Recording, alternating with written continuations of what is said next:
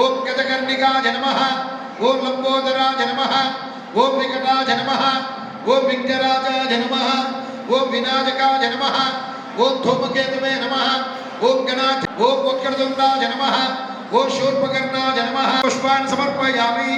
समस्तराजोपचार भक्तोपचार यदा शक्तोपचार देवोपचार पूजान् भगवान् सर्वात्मकः महागणपति सुप्रीता सुप्रसन्ना वरदा बहुधा भवन्ते।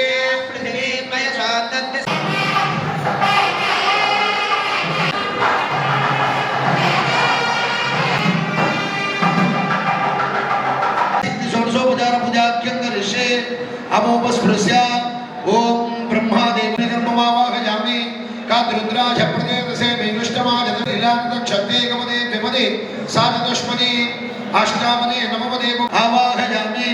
ओम इदं विष्णुर्विचक्रमे त्रिधारणे वदौ नमः। ओम भवस्य देवस्य मध्ये नमः। ओम शर्वस्य देवस्य मध्ये आयुष्यमतिर्मदमत्सं नमः बालामास्तुलेजः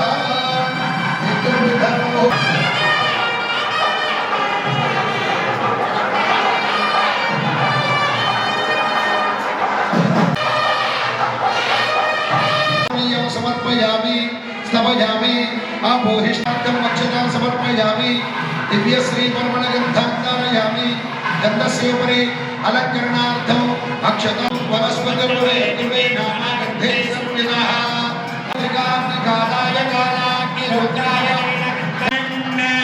कर्पूरनीराजनं दर्शयामि। हर हर महादेव हर।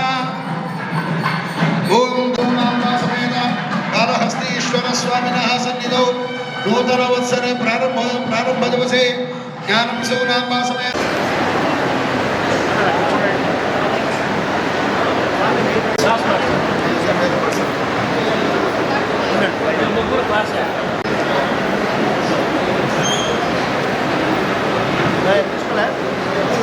శ్రవణం చేయడం కోసం పరమాత్ముడే కైలాసం నుంచి వచ్చి దేదీప్యమానంగా సింహాసనారుడై ఆసీనుడై స్వామి లోక సంరక్షణై కాలస్వరూపుడిగా అనుగ్రహించేటువంటి దినమే ఈ యొక్క విశేషమైనటువంటి పర్వదినం. గారికి శాసనసభ్యులైనటువంటి వజ్ర సుధీర్ రెడ్డి గారికి, కార్యనిర్వహణాధికారి వెంకటేశ్వర్ల గారికి, కృష్ణారెడ్డి గారికి, కార్యకారి శక్తి బోర్డు సభ్యులకు ప్రతి ఒక్కరు పేరు పేరున, ప్రధాన అర్చకులు స్వామినాథన్ గురుకుల గారికి, సంబంధం గురుకుల గారికి, కరుణాస్వామి వారికి, ప్రధాన అర్చకులకు, పరిచారకులకు, వేద పండితులకు, స్వామివారి సన్నిధిలో నిరంతరము సేవ చేసేటువంటి భక్త శిఖాములందరికీ హృదయపూర్వక ధన్యవాదాలు. ఈ సంవత్సరం పరాభవనామ సంవత్సరం అని అంటారు. పరాభవ అంటే అవమానము, ద్వేషము, ఈర్ష, అసూయ అని సహజంగా మనకు ఆ యొక్క భావం కలుగుతుంది. పరాభవ అంటే పరాభట్టారిక మహాత్రిపుర సుందరి ఆ జగదంబ. భవ అంటే పరమేశ్వరుడు. ఈ జగత్తుకి జగత పితరవు అంటే పార్వతీ పరమేశ్వరవు. ఈ యొక్క సంవత్సరానికంతా కూడా ఆ జగత్తుకు ఆది దంపతులైనటువంటి శివపార్వతులే ఈ సంవత్సరానికి ప్రధాన దేవతలు.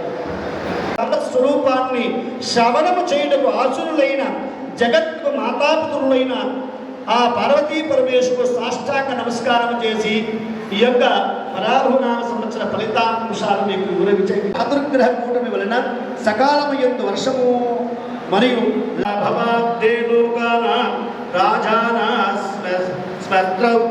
భూమి అమయక్షుద్ర సస్యాని ప్రభూత అందరూ కూడా ఈ క్షేత్రంలో కాళహస్తీశ్వర స్వామి కళ్యాణ మహోత్సవం జరిపించడం చేతనే వాళ్ళకి సమస్త కర్మ దోషము పరిహారమును విధిరాత వక్రించునుగాక సద్గురువు మాట సత్యముగాక అన్నట్టుగా ఈ యొక్క మన తలరాత ఎంతైతే వక్రమైనప్పటికీ కూడా ఈ యొక్క జ్ఞాన ప్రసూనాంబ సమేత వాయులింగేశ్వర స్వామి దర్శన మాత్రము చేతనే సమస్త చైతన్యాన్ని అనుగ్రహాన్ని ప్రసాదించేటువంటిది.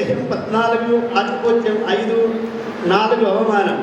మిథున రాశి వారికి ఆదాయం 8, వ్యయం 11, రాజపూజ్యం 1, అవమానం 7. కర్కాటక రాశి వారికి ఆదాయం 2, వ్యయం 11, రాజపూజ్యం 4, అవమానం 7. సింహరాశి వారికి ఆదాయం 5, వ్యయం 5, రాజపూజ్యం 7, అవమానం 7. కన్యారాశి వారికి 8, ఆదాయం 11, వ్యయం 10, రాజపూజ్యం 3, అవమానం 3. తులారాశి వారికి ఆదాయం 5, వ్యయం 14, రాజపూజ్యం 6, అవమానం 3. వృశ్చిక రాశి వారికి ఆదాయం 11, వ్యయం 5, రాజపూజ్యం 2, అవమానం 6. ధనుస్సు రాశి వారికి ఆదాయం 14, వ్యయం 11, రాజపూజ్యం 5, అవమానం 6. మకర రాశి వారికి ఆదాయం 2, వ్యయం 8, రాజపూజ్యం 1, అవమానం 2. కుంభరాశి వారికి ఆదాయం 2, వ్యయం 8, రాజపూజ్యం 4, అవమానం 2. మీనరాశి వారికి విశేషంగా ఈ సంవత్సరం అన్ని రాశుల కన్నా విశేషంగా మీనరాశి వారికి ఆదాయం 14, వ్యయం 11, రాజపూజ్యం 7, అవమానం 2.